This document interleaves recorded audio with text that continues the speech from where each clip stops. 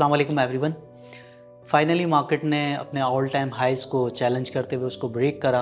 53,127 का हाई जो कि मई 2017 के अंदर इंडेक्स ने पोस्ट करा था। 6 साल से ज़ायद अरसे की जद्दोजहद के बाद इंडेक्स ने फाइनली उस लेवल को ब्रेक करा और इंट्रा वीक के ऊपर 53,263 का हाई अब तक पोस्ट कर दिया। इंडेक्स को अगर हम सीजनैलिटी के हिसाब से देखें, क्योंकि ये नवंबर का फर्स्ट वीक है और इसके अंदर हम यूजुअली सीजनैलिटी को डिस्कस करते भी हैं। सीजनैलिटी के हिसाब से देखें तो नवंबर का जो मंथ है ये अक्टूबर के मंथ का शेडो होता है। मींस कि ये अक्टूबर की जो मूव होती है ऑलमोस्ट उसी को ही मूव को फॉलो करता है। अगर हम वीक ऑन वीक बेसिस पे देखें तो मोर देन 2000 पॉइंट्स इंडेक्स ने इस वीक के अंदर गेन कर लिया और साथ में अगर परसेंटेज चेंज में देखें तो 4.25% का ये नेट चेंज इंडेक्स का इस वक्त इस रिकॉर्डिंग के वक्त तक इंडेक्स ने शो कर दिया है। इंडेक्स की इस रोबोस्ट रैली और ब्लिस्टर्ड मूव जो कि इंडेक्स की आई है, जिस तरह से हमने अपनी पिछली वीडियोस के अंदर बात करी थी कि इंडेक्स का मोमेंटम वीकली चार्ट्स के ऊपर मींस के बड़े चार्ट्स के ऊपर शिफ्ट हो रहा है और ये एक अच्छा साइन है जो कि बुल्स को फेवर करता है। साथ में इस वीक के अंदर भी हमने देखा और प्रीवियस वीक में भी देखा कि इंडेक्स के अंदर माइनर प्रॉफिट टेकिंग भी आई जो कि फर्दर मोमेंटम को कैरी करने के लिए ज़रूरी थी और इंडेक्स ने बिल्कुल उसी तरह से ही अपना रिएक्शन भी शो करा और उस मूव को कंटिन्यू करा।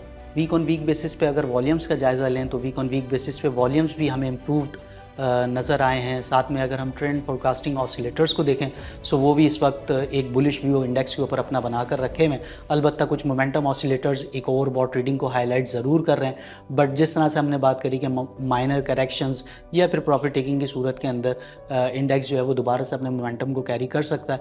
सपोर्ट के पास जो है वो इंडेक्स के अंदर पोजिशंस को एक्यूमुलेट करना चाहिए। जिस तरह से अभी हम सपोर्ट की बात कर रहे थे तो करंट मोमेंट के ऊपर इंडेक्स के पास 52,400 से 51,800 का रीजन एक सपोर्ट का रीजन नज़र आता है।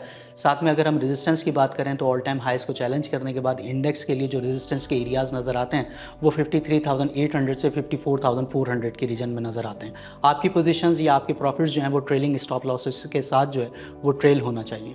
ट्रेलिंग स्टॉप लॉसेस का इस्तेमाल अपने प्रॉफिट को ट्रेल करने के लिए ज़रूरी है।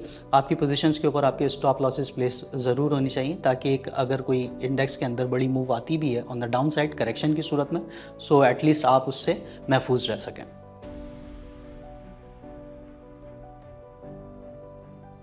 अब बात करते हैं सेक्टोरल पिक्स की। तो सेक्टोरल पिक्स के हवाले से कमर्शियल बैंक्स की अगर हम बात करें तो मिज़ान बैंक, बैंक अल-फलाह और यूबीएल बैंक हमें बेहतर नज़र आता है। इनमें पोजीशंस को बनाना चाहिए। जबकि अगर ईएनपी सेक्टर को देखें तो ओजीडीसी, पीपीएल और पाकिस्तान ऑयल फील्ड बेहतर नज़र आते हैं। इनमें पोजीशंस को बनाया जा सकता है। इंडेक्स इस रैली के अंदर सीमेंट सेक्टर ने, कमर्शियल बैंक्स ने, रिफाइनरीज़ ने और साथ में ओएमसीज़ ने काफ़ी बेहतर किरदार अदा करा है। सीमेंट सेक्टर के अंदर से हमें लकी सीमेंट, शेरार्ड सीमेंट, फौजी सीमेंट और मेपल लीफ सीमेंट बेहतर नज़र आते हैं। इनमें पोजीशंस को बनाया जा सकता है। ऑयल मार्केटिंग कंपनी से एसएनजीपी, पीएसओ और शेल बेहतर नज़र आते हैं। इनमें पोजीशंस बनानी चाहिए। जबकि food and personal care products के अंदर से यूनिटी फूड्स और अल शहीर कॉरपोरेशन बेहतर नज़र आते हैं। इनमें पोजीशंस बनानी चाहिए। From refinery sector, NRL and PRL looking very attractive at these levels, so इनमें पोजीशंस बनाना बेहतर साबित हो सकता है। साथ में टेली कम्युनिकेशन सेक्टर को अगर हम देखें सो एवीएन और हम नेटवर्क अट्रैक्टिव नज़र आ रहे हैं। इनमें पोजीशंस बनाई जा सकती हैं। For real time technical analysis and queries, kindly visit us at akdsl.com.